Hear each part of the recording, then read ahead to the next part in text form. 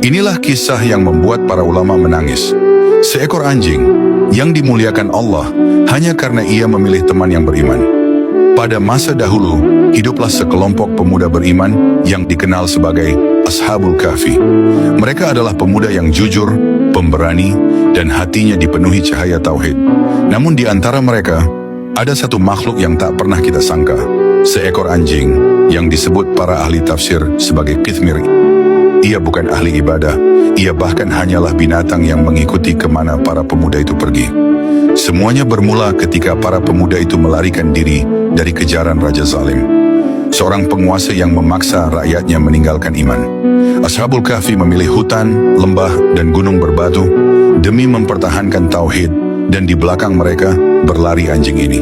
Ketika para pemuda hampir sampai ke gua, anjing itu kelelahan, lidahnya terjulur.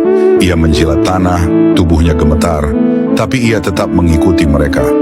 Para pemuda awalnya takut keberadaan anjing itu akan membuat musuh menemukan jejak. Namun Allah menakdirkan sesuatu yang berbeda. Bayangkan, di depan pintu gua, anjing itu duduk, meluruskan kedua depannya, menghadap keluar seakan siap mati demi melindungi para pemuda.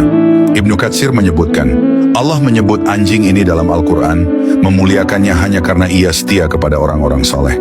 Di saat itu pula, Allah menurunkan rasa aman kepada para pemuda. Mereka tertidur selama 309 tahun, sementara anjing itu tetap dalam posisi penjaga yang setia. Betapa besar rahmat Allah kepada makhluk yang tidak berakal. Dari peristiwa ini kita belajar bahwa lingkungan menentukan kemuliaan seseorang, bahkan seekor hewan.